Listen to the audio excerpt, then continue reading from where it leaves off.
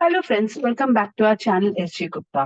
दोस्तों, आज की वीडियो में हम देखने वाले हैं कि कैपिटल गेन कैसे कैलकुलेट होता है जब हम प्रॉपर्टी सेल करते हैं तो, और कैसे इनकम टैक्स का एक सेक्शन 50C बहुत इंपॉर्टेंट रोल प्ले करता है on sale of email property. तो दोस्तों, जब भी आप कोई प्रॉपर्टी सेल करते हैं उस पे कैपिटल गेन लगता है, यानी कि इनकम टैक्स में वो कैपिटल गेन्स के हेड में जाएगा।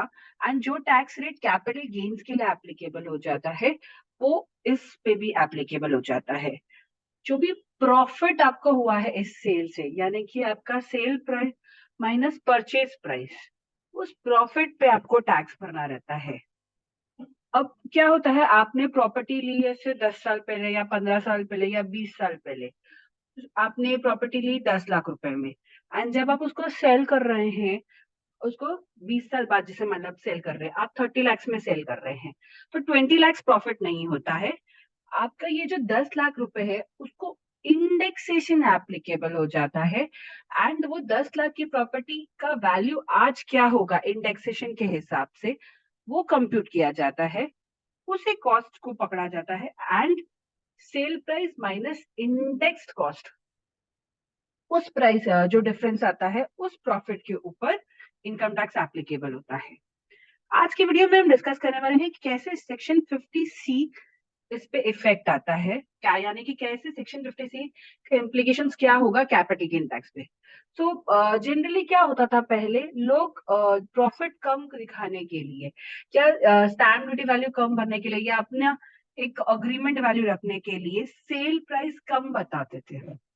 जैसे कि for example actual sale price 30 है, लेकिन प्रॉफिट कम दिखे, टैक्स कम भरना पड़े, तो 30 के बदले 25 दिखा दिया या 20 लैक्स दिखा दिया।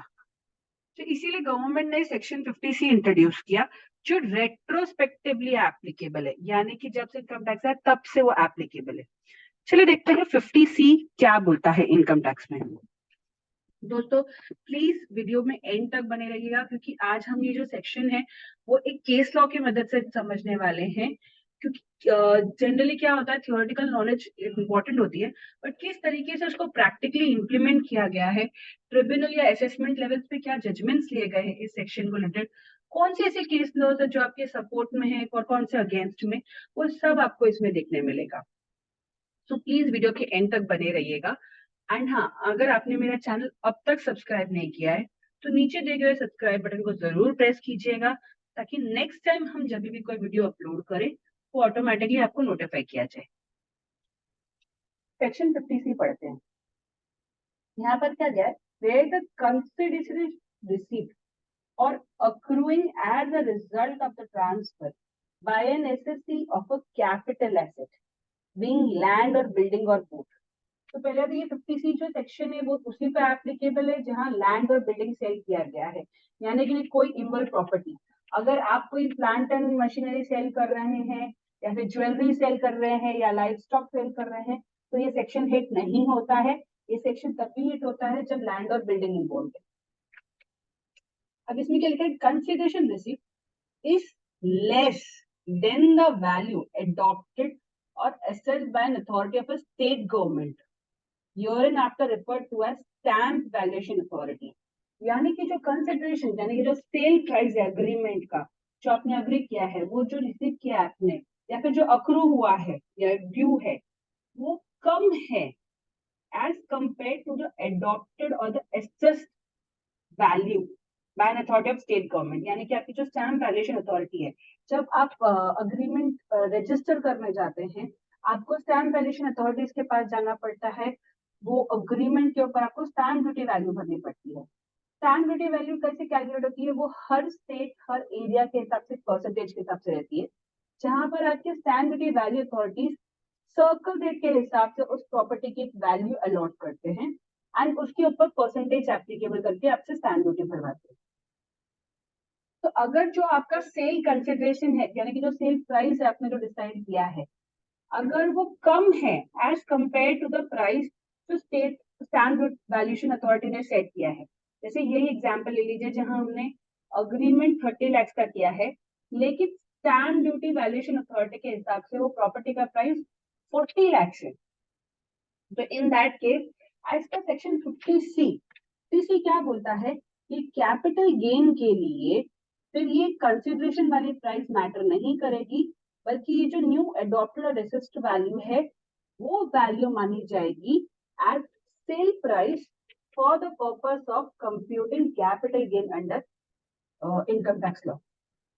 तो हम मान लीजिए, चलो मैं एक एग्जाम्पल के थ्रू आपको ये बताती हूँ। हम एक एक्सेल खोल लेते हैं, इसमें हम डिस्कस करेंगे कि कैसे ये कैलकुलेट होगा। तो यहाँ पर सेल प्राइस जो है, इनिशियली आपने 30 लाख डिसाइड किए।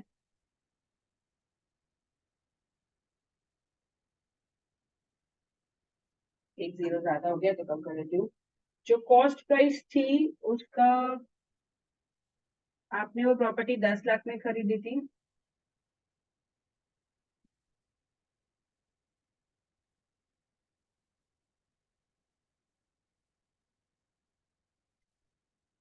तो नॉर्मल प्रॉफिट जो हुआ है वो आपका हुआ है 30 माइनस 10, 20 लाख। अब for the purpose of in the capital gain under income tax act, यहाँ पर कॉस्ट प्राइस नहीं, इंडेक्स्ड कॉस्ट प्राइस ली जाएगी।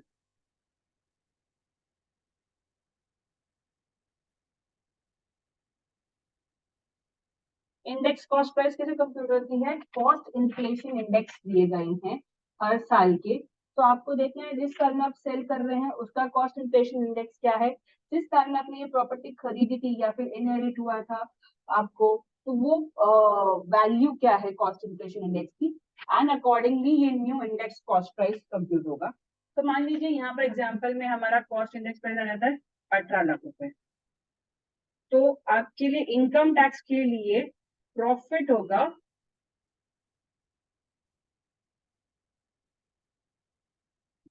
This minus this. 12 लाख के ऊपर आपको कैपिटल गेन लगेगा। अब आ जाते हैं सेक्शन 50C का क्या इम्पैक्ट होगा। तो सेक्शन 50C क्या बोलता है कि अगर आपका जो एसेस्ड वैल्यू है, तो यहाँ पर मैंने ले लिया है 40 लाख।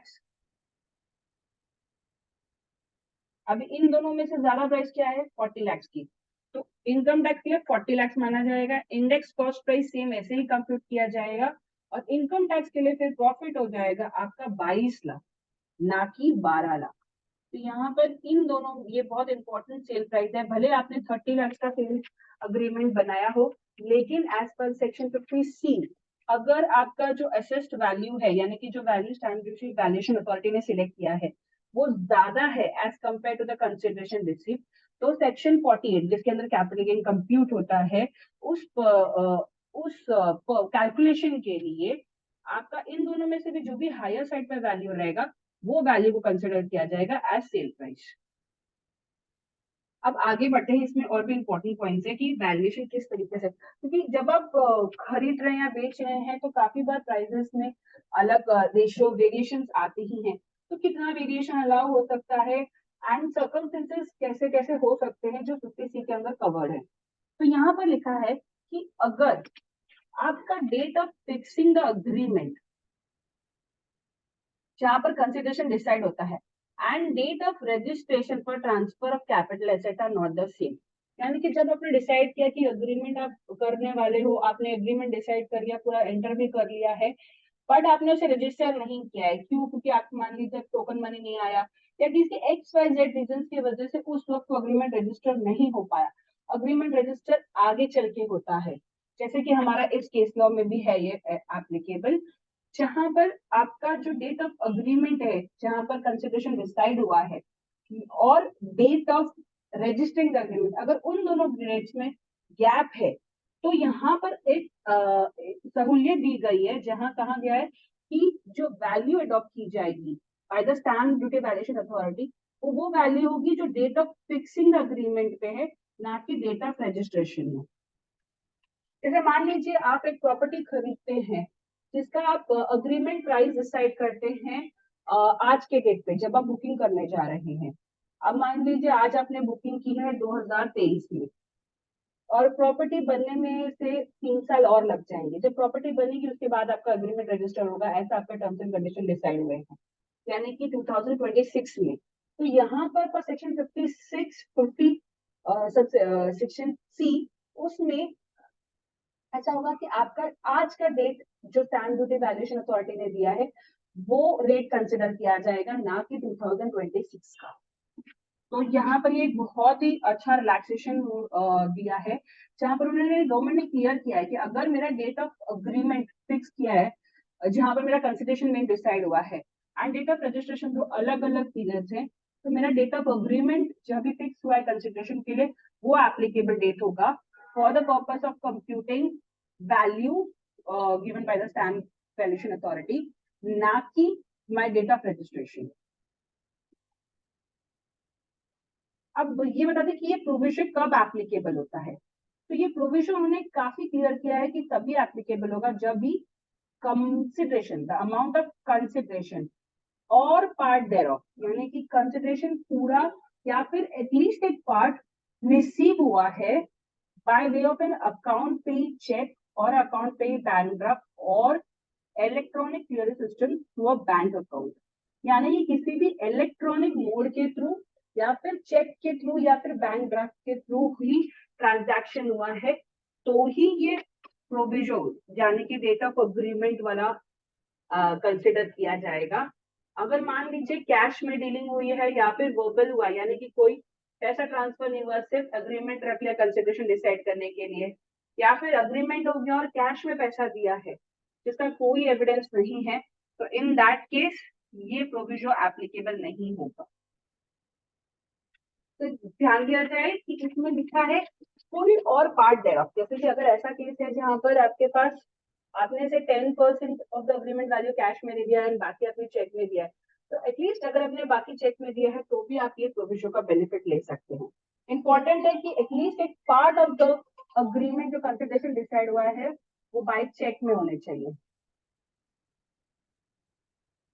यहाँ पर एक और प्रोविजन दिया है जहां पर लिखा है कि अगर स्टैम्प ड्यूटी वैल्यूएशन अथॉरिटीज की जो वैल्यू है वो 110% ऑफ द अग्रीमेंट वैल्यू से मैच होती है, देन इन दैट केस हमारा ओरिजिनल अग्रीमेंट वैल्यू ही कंसिडर किया जाएगा, ना कि value adopted by the stamp duty authorities. तो यहाँ पर जब आप कंपेयर कर रहे हैं, जैसे कि हमारे इस एग्जाम्पल में हमने दिया 30 लाख एंड 40 लाख, यहाँ पर अगर मेरा ये जो value adopted by the stamp duty valuation authority 33 lakh होता था, तो यहाँ पर मेरी सेल प्राइस 30 लाख मानी जाती थी, ना कि 40 लाख। तो उन्होंने दिया है अगर वेरिएंस यानी कि difference between my value adopted by the stamp duty valuation authority and the agreement price is within the 10% gap, then आपका जो ये अग्रीमेंट प्राइस है वही सेल प्राइस माना जाएगा, ना कि the value adopted by the stamp duty valuation authorities। But अगर 10% से ज्यादा गैप है तो इन दैट केस 40 लाख माना जाएगा।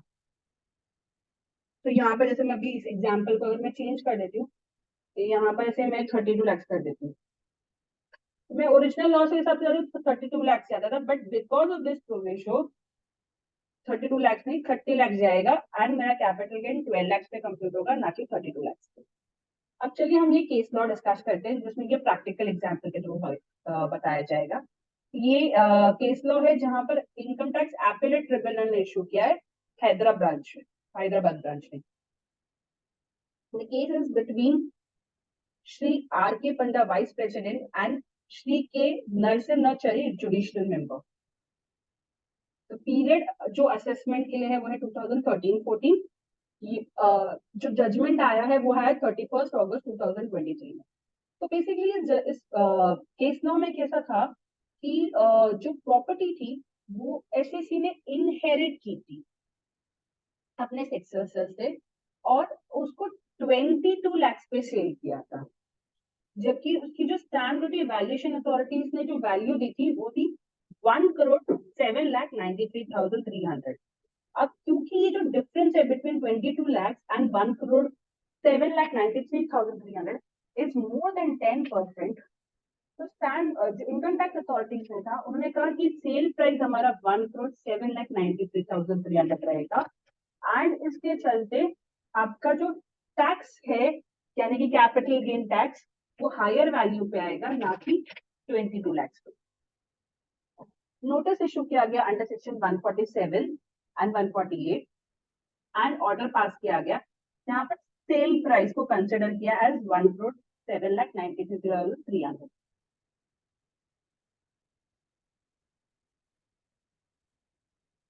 अब क्योंकि एसएससी सेटिस्फाइड नहीं था इस जजमेंट से, उन्होंने एक अपील फाइल की और उसने कहा कि फर्स्टली ऑफिसर ने नहीं कंसिडर किया ये अग्रीमेंट जो एंटर हुआ था, ये एंटर हुआ था,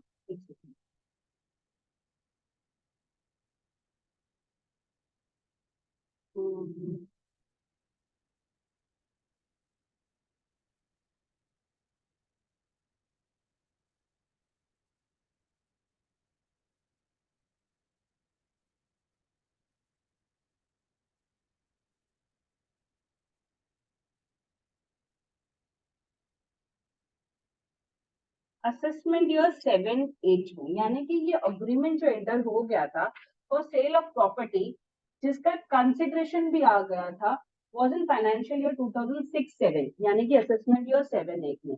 हाउएवर क्योंकि कुछ प्रॉब्लम्स आ गए थे या फिर कुछ इश्यूज आ गए थे, ये अग्रीमेंट रजिस्टर हुआ 2016 में। सो इन दैट केस, जैसा कि वो प्रोविजन अलाउ करता है कि अगर date of signing the agreement या फिर जिसमें अग्रीमेंट में जहां कंसिडरेशन डिसाइड हुआ है and date of registration agreement दोनों अलग डेट्स हैं, इन दैट केस एक बेनिफिशियल क्लॉज दिया गया है कि आपका date of signing the agreement पे या फिर जब अग्रीमेंट डिसाइड हुआ है उस डेट पे जो स्टैम्प ड्यूटी वैल्यूएशन अथॉरिटीज ने प्राइस दी है वो कंसिडर किया जाएगा एंड रजिस्टरिंग डेट नहीं कंसिडर किया जाएगा। एसएससी ने ये भी बताया कि उन्हें ये पैसे 22 लाख जो सेल प्राइस है वो ऑलरेडी फाइनेंशियल ईयर 2006-7 में मिल चुके थे बाय वे ऑफ चेक। तो इन दैट केस उन्हें वो बेनिफिट मिलेगा उस प्रोविजन का एंड वैल्यू जो 2006-7 यानी फाइनेंशियल ईयर 2006-7 में है वो वैल्यू अडॉप्ट होगी, ना कि फाइनेंशियल ईयर 2012-13 में जब ये प्रॉपर्टी एक्चुअली रजिस्टर हुई है। फाइनेंशियल ईयर 2006-7 में वैल्यूएशन अथॉरिटी के हिसाब से बराबर 22 लाख प्राइस आ रही है, तो 22 लाख ही सेल प्राइस रहेगी, ना कि ये जो एओ ने डिसाइड किया है जो वैल्यू 1,07,93,300। यहाँ पर मैं जजमेंट फाइनल पढ़ रही हूँ। यहाँ पर दीजिए उसने सेल एग्रीमेंट का भी एक कॉपी दिया है जहां पर उसने बताया कि कैसे उसे वो 22 लाख मिले हैं, जहां पर 2 लाख उन्हें मिला था बाय वे ऑफ चेक 15 जून 2006 को, 9 लाख उन्हें मिला था again by way of cheque और एक और 9 lakh again by way of cheque and 2 lakh by way of cash.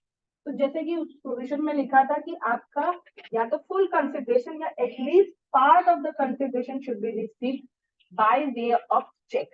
यहाँ पर इस केस में एसएससी को 20 लाख रुपीज बाय चेक आए थे and 2 lakh rupees by cash आए थे, जिस वजह से वो प्रोविजन उन पे एप्लीकेबल हो जाता है and date of signing the original agreement जब जहां कंसिडरेशन डिसाइड हुआ है वो डेट पे जो स्टैम्प ड्यूटी वैल्यूएशन अथॉरिटीज ने वैल्यू दी है वो वैल्यू कंसिडर की जाएगी, ना कि the value as on the date of registering agreement.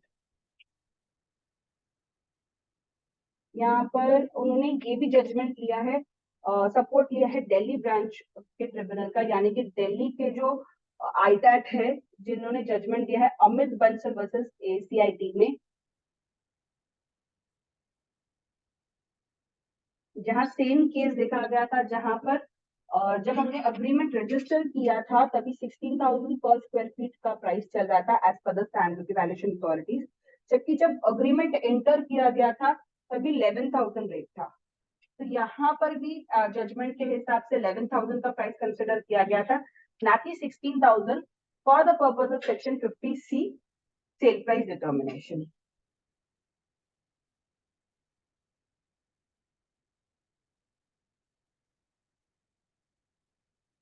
यहाँ पर उन्होंने लिखा है, यहाँ पर जजमेंट फाइनल मैं पढ़ रही हूँ आपके लिए। With this option we deem it proper to restore the issue to file of the assessing officer with a direction to verify the circle rate on the date of agreement and adopt the same for the purpose of capital gain in the hands of SSC। तो यहाँ पर उन्होंने finally वो appeal allow की and appellant के favour में भी ये अपील, जहां पर उन्होंने कहा है कि आप वेरीफाई कीजिए सर्कल रेट क्या है on the date of signing the agreement, यानी कि जून 2006 में जो प्राइस है वो प्राइस कंसिडर कीजिए, ना कि 2016 की प्राइस जो कि 1 करोड़ है। एंड वो जो प्राइस आपकी सॉफ्टवेयर रेट के हिसाब से आती है एज ऑन 2006, आप उसको सेल प्राइस कंसिडर कीजिए, ना कि 2016 प्राइस को। तो आई होप दोस्तों आपको ये वीडियो काफी क्लियर हुआ हो।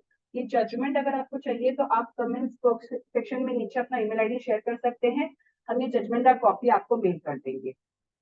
तो आई होप दोस्तों आपको वीडियो क्लियर हो और कॉन्सेप्ट भी क्लियर हो कि सेक्शन 50C में क्या प्राइस आता है, किस तरीके से सेल प्राइस कंप्यूट होती है for the purpose of income tax act, and आपको क्या पॉइंट ध्यान रखना है जब आप एक एग्रीमेंट एंटर कर रहे हो फॉर सेल ऑफ इनमल प्रॉपर्टी, जो कि एक लैंड हो सकती है या फिर बिल्डिंग हो सकती है।